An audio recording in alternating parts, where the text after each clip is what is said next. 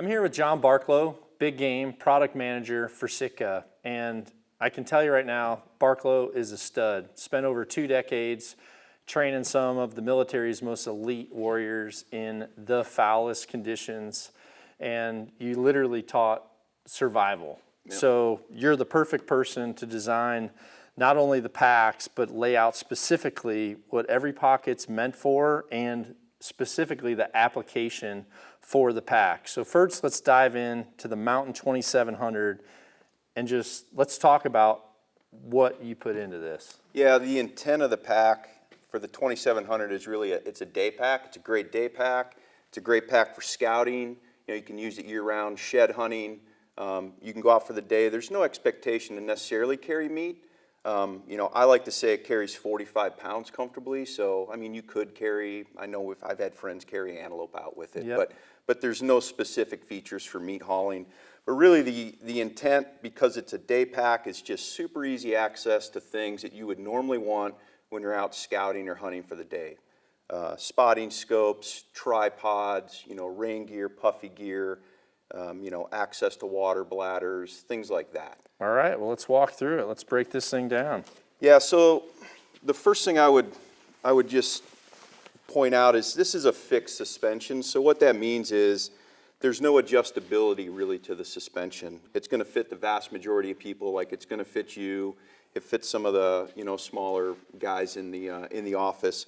The interesting thing about the Mountain 2700 is there's a men's and a women's version. So okay. We actually have a woman's version, so that is a shorter fixed suspension. Obviously with the woman's body shape being so different, takeoff angles of the waist belt and things are different, shapes of the shoulder straps and things are different just to fit their anatomy. But, you know, 3 densities of foam that we've laid up here to really give, you know, a nice cushioned ride, but also that it's not going to flatten out, you know, get soft, twist, yep. Those kind of things over time. You'll notice the waist belts are kind of pre-curved. Yep. And, you know, that seems like such a simple thing, and a lot of people overlook that. But, you know, by already having that pre-curve, you're not forcing it around your waist. Yep. So you're just getting a more comfortable ride out of it. You know, on the waist belt here on this side, I've got a pocket. Now, we can go into some of the contents there. On this side, basically what we have is overlapping Velcro. And the intent here is you can run pistol holsters, bear spray, you know, coming from Montana where I live. Obviously bears are, you know, an issue. Bear spray pistol holsters, or you can run, you know, dual pockets on each side. Yeah, things or like knives. That. Knives, yep. You know, rangefinder pockets, things like that. Yep. Anything like that. So it just gives a lot of versatility. Tried to build a lot of versatility into this pack just because it could be used for so many diverse things. Yep. Talk about the fabrics we used, and this kind of goes throughout the whole Mountain Hauler series, but this is a 220 denier nylon. Yep. But we put polyurethane on the inside and out. So it's coated polyurethane inside and out. And what that does is it adds a lot of waterproofness to the pack. So I'm not going to tell you the packs are waterproof, but you know, with the AquaGuard zippers, the polyurethane, it makes it really water resistant. So you don't necessarily have to bring a rain cover if you don't want. But you still have the ability to properly clean it and flush it out after a hard use. Yeah, absolutely. And so that's the other thing is not only does it, you know, keep rain from kind of getting into the pack, but if you do, you know, hopefully carry meat out with any of these packs, the pack isn't going to stain with blood. You're going to be able to come home, hose it off, maybe with a bristle brush, you know, scrub it, and the blood's going to come out. So, you know, that's important for long-term use because these start staining up with blood, then, you know, they start stinking pretty bad. Yeah.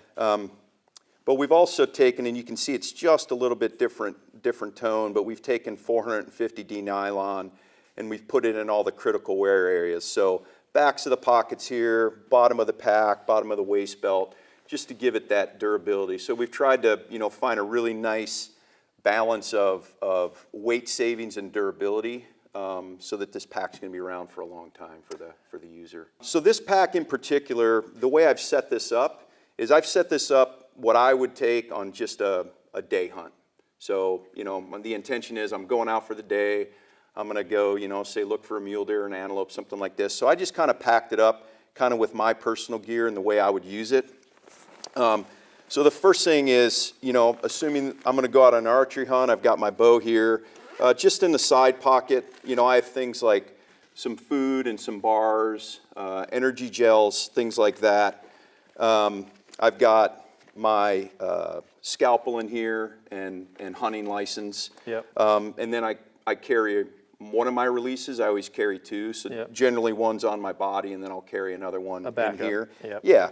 And you know, this is kind of a personal thing, but this is just what I have. And then I also have a headlamp as Yeah. well. So just things that I want to access really quick. Yep. And then, like I said, in Montana specifically, especially if I'm going out by myself, on the other side, I'm either going to have a can of bear spray or a pistol. Yep. So, but again, just that versatility. And if you don't want it, then you just take it off, and it's pretty slick. To chime in, normally on my side packs, I like food, headlamps, wind checker, you know, cell phone, or my GPS. You know, something that you want to be able to use frequently without having to remove the pack. So that's a really good way to do it. And you can buy those accessory pockets.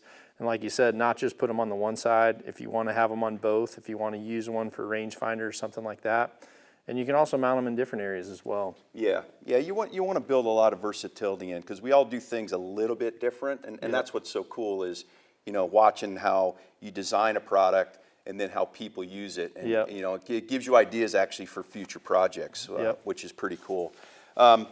So on the side here, got some side compression straps, but that's where I would normally keep my tripod. So go ahead and just tripod sits underneath those side compression straps, and then fits here in this side pocket. The side pocket can be adjusted for size. So I know some people like water bottles. You could run a water bottle in there.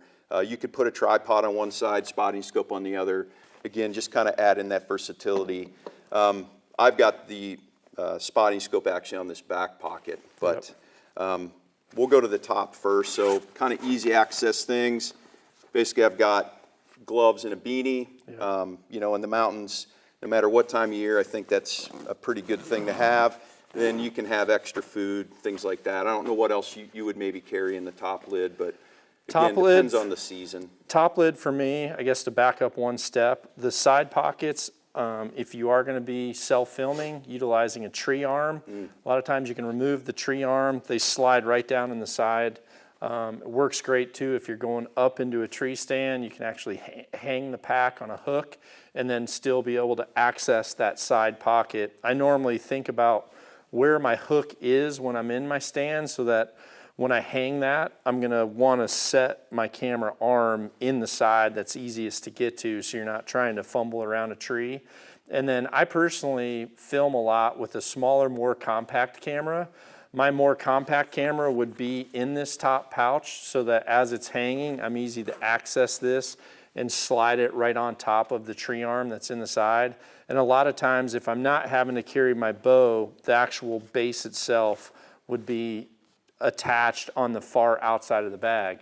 So if you're a tree stand hunter, or even if you're going on a mule deer or elk hunt early season where you're sitting water holes and you're gonna use a tree arm, I like to have those externally, because obviously when you sit down, that's gonna be the first thing you need to set up. So it needs to be the first thing that you can access. And this pack is laid out really well to be able to have your base, camera arm, camera, all accessible.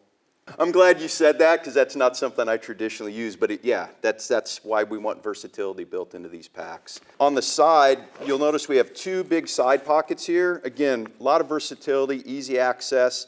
Things I like to carry here for this kind of hunt that we're talking about is I have my spotting scope, so I have a compact spotter. Again, this will fit most 65 millimeter spotters that I've tried. Obviously the big Swaro 95s maybe not so much, but that's what the side pocket's for. But I want to have access to my spotter, really quick. You see something you want to get glass on. This is also where I'll carry rain gear. Yep. So I have rain gear top and bottom in each of those pockets.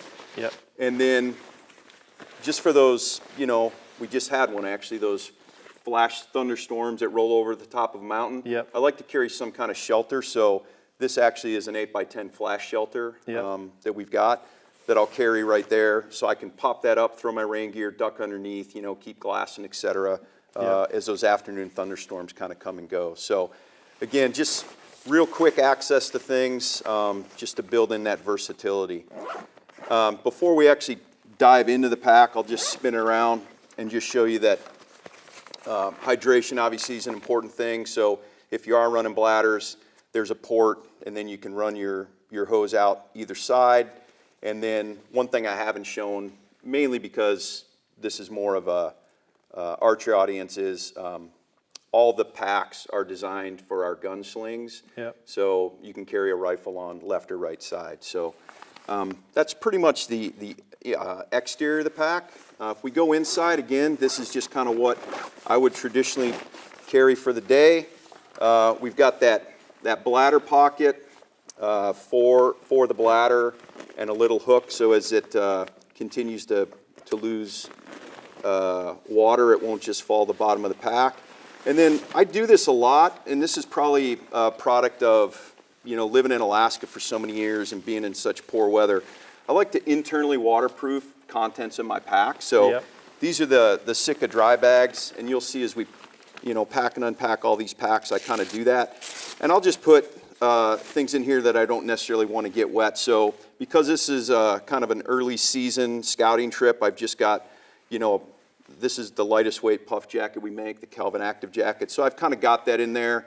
You know, some people may choose to, you know, for a day hunt, even put a stove. I know you like to make coffee in the middle of the day. I may put that in there, or an extra pair of socks, something like that. But I like to internally waterproof my products or my gear, as well as maybe even run a rain fly if it's really going to be poor weather. Yeah, and a big reason why these packs aren't designed specifically to be fully waterproof is, like we talked about, the cleanability of it, to be able to flush it out, and then also just being able to have a pack that's still quiet as you're maneuvering through. You know, anyone who's hunted out west knows a lot of time you're trying to low crawl, you're going through a lot of limbs, and obviously that stuff dragging, it's going to be way quieter on the fabric that you picked, and you're going to have the ability to keep it clean.